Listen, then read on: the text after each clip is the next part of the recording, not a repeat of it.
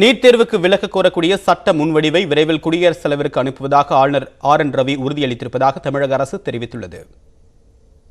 சென்னை கிண்டியில் உள்ள ஆளுநர் மாளிகையில் தமிழக ஆளுநர் RN ரவியை முதலமைச்சர் மு க ஸ்டாலின் சந்தித்து ஆலோசனை மேற்கொண்டார். இந்த ஆலோசனை அரை மணி நேரம் வரை நீடித்த நிலையில் இது தொடர்பாக தமிழக அரசு அறிக்கை ஒன்றை வெளியிட்டுள்ளது. அதில் 2022-2023 கல்வி ஆண்டிற்கான மாணவர் சேர்க்கை நடைமுறை விரைவில் தொடங்க இருக்கக்கூடிய நிலையில் நீட் தேர்வுக்கு விலக்கு கோரக்கூடிய சட்ட முன்வடிவை விரைந்து குடியரசுத் தலைவருக்கு அனுப்ப முதலமைச்சர் வலியுறுத்தி இருப்பதாக கூறப்பட்டுள்ளது. மேலும் பல மாதங்களாக நிலுவையில் உள்ள சட்ட முன்வடிவுகள் மீது விரைந்து நடவடிக்கை எடுத்தால் தமிழக சட்டமன்றத்தின் மாண்பை காக்க முடியும் என்று ஆளுநரிடம் முதலமைச்சர் கேட்டுக் கொண்டதாக அரசின் அறிக்கையில் தெரிவிக்கப்பட்டுள்ளது. இந்த சந்திப்பின் முடிவில் நீட் தேர்விலிருந்து விலக்கு கோரக்கூடிய மசோதாவை குடியரசுத் தலைவருக்கு அனுப்பி வைப்பதாக ஆளுநர் உறுதியளித்திருப்பதாக தமிழக அரசு கூறியுள்ளது. ஆளுநர் உடனான இந்த சந்திப்பின் போது அமைச்சர்கள் துரைமுருகன், பொன்முடி, மா சுப்பிரமணியன், தலைமை செயலாளர் இறையன்பு ஆகியோரும் உடன் இருந்தனர். தமிழக அரசு சார்பில் அனுப்பி வைக்கப்பட்ட நீட் விலக்கு உள்ளிட்ட மசோதாக்களை கிடப்பில் வைத்திருக்கக்கூடிய ஆளுநர் RN ரவியை மாற்ற வேண்டும் என்று மக்களவையில் திமுக வலியுறுத்தியுள்ளது. கடும் சவாலுக்கு மத்தியில் உக்ரைனிலிருந்து 22,500 இந்தியர்களை பாதுகாப்பாக மீட்டிருப்பதாக வெளியுறவுத்துறை அமைச்சர் ஜெய்சங்கர் மாநிலங்களவையில் தெரிவித்துள்ளார்.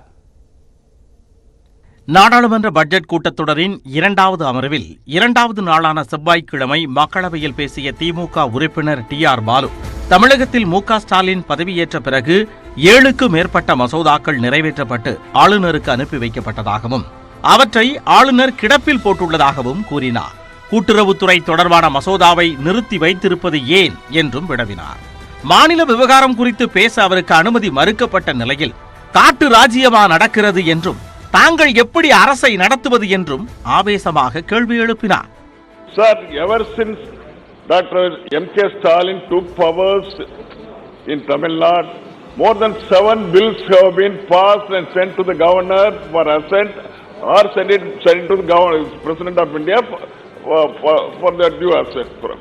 But so far, he has not sent all the 7 bills. He is keeping it. He is just keeping it postponed. Sir, Honorable member, there is a state issue. What is the Honorable member, the senior member, this issue, the state issue. See, are we running a jungle? Sir, are we running a jungle raj? Sir, are we running a jungle raj? We are not running a jungle raj.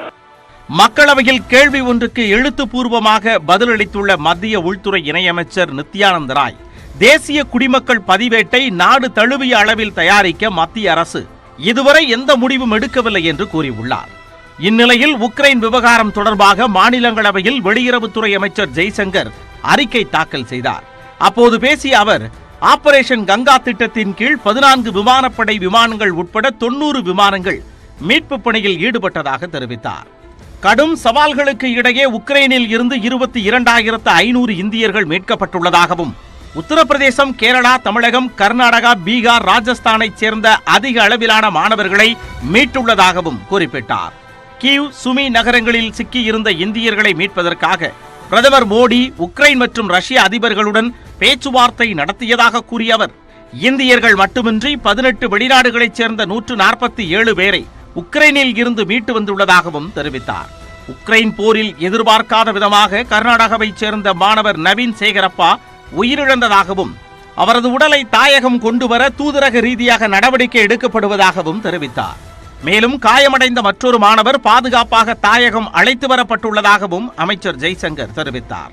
முன்னதாக பாகிஸ்தானில் இந்திய ஏவுகணை விழுந்தது தொடர்பாக பாதுகாப்புத்துறை அமைச்சர் ராஜ்நாத் சிங் மாநிலங்களவையில் விளக்கம் அளித்தார். அப்போது பேசிய அவர், இந்திய ஏவுகணை தவறுதலாக பாகிஸ்தான் பகுதிக்குள் சென்றது தொடர்பாக உயர்மட்ட விசாரணைக்கு உத்தரவிடப்பட்டுள்ளதாக தெரிவித்தார். இந்த சம்பவத்தை தொடர்ந்து ஏவுகணையின் செயல்பாடுகள், பராமரிப்புக்கான நிலையான செயல்பாட்டு நடைமுறைகள் பற்றி ஆய்வு செய்யப்படுவதாக தெரிவித்தார். இந்திய ஏவுகணை அமைப்பு மிகவும் பாதுகாப்பானது, நம்பகமானது என்றும் அமைச்சர் ராஜ்நாத் சிங் உறுதிபட தெரிவித்தார். இந்நிலையில் மாநிலங்களவையில் சஞ்சய் சிங் எழுப்பிய கேள்விக்கு எழுத்துப்பூர்வமாக பதிலளித்துள்ள மத்திய நிதித்துறை இணையமைச்சர் பங்கஜ் சௌத்ரி, ரிசர்வ் வங்கி மூலம் கிரிப்டோ கரன்சியை அறிமுகப்படுத்தும் திட்டம் இல்லை என்றும் இந்தியாவில் கிரிப்டோ கரன்சி ஒழுங்குமுறைப்படுத்தப்படவில்லை என்றும் தெரிவித்துள்ளார். டிஜிட்டல் கரன்சி அறிமுகப்படுத்தப்படும் என மத்திய அரசு அறிவித்த நிலையில் கிரிப்டோ கரன்சி அறிமுகம் இல்லை என இணையமைச்சர் கூறியிருப்பது குழப்பத்தை ஏற்படுத்தியுள்ளது.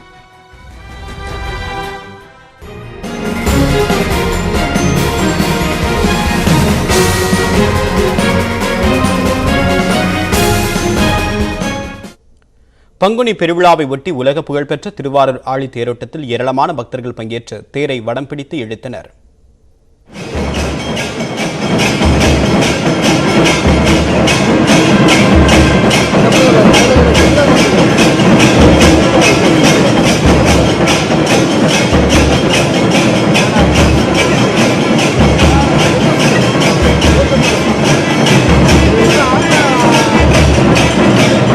மன்னார்குடி மதிலழகு, திருவாரூர் தேரழகு என போற்றப்படும் பெருமைக்குரிய திருவாரூர் ஆழித்தேர் உலகிலேயே மிகப்பெரியது.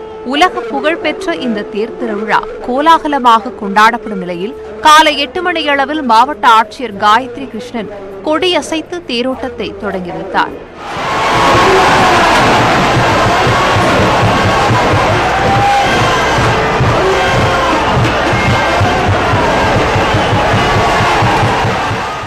கொரோனா பரவல் காலங்களில் கட்டுப்பாடுகளுடன் தேரோட்டம் நடைபெற்ற நிலையில் தற்போது கட்டுப்பாடுகள் தளர்த்தப்பட்டுள்ளதால் லட்சக்கணக்கான பக்தர்கள் விழாவில் பங்கேற்று தேரை வடம் பிடித்து இழுத்தனர். ஆரூர தியாகேசா என்ற பக்தர்களின் முழக்கத்துடன் அசைந்தாடிய தேரை காண பக்தர்கள் கூட்டம் அலைமோதியது.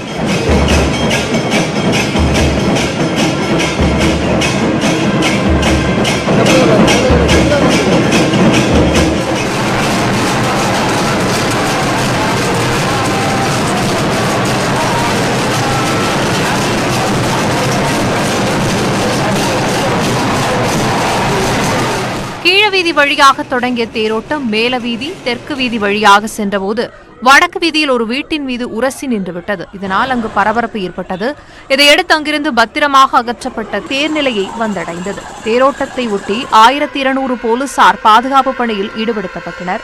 120 இடங்களில் கண்காணிப்பு கேமராக்கள் பொருத்தப்பட்டு கண்காணிப்பு பணிகள் மேற்கொள்ளப்பட்டதோடு தேரோட்டம் நடைபெற்ற வழியெங்கும் அன்னதானம், நீர்மோர், பானகம் வழங்கி பக்தர்கள் உற்சாகமாக விழாவை கொண்டாடி மகிழ்ந்தனர்.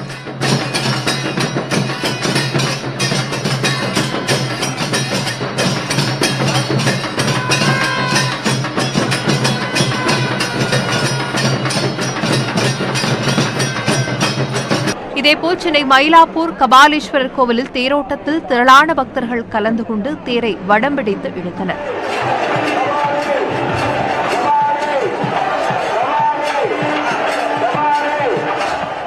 அங்கு 1500க்கும் மேற்பட்ட போலீசார் பாதுகாப்பு பணியில் ஈடுபட்டதோடு 68 கண்காணிப்பு கேமராக்கள் பொருத்தப்பட்டு கண்காணிக்கப்பட்டது.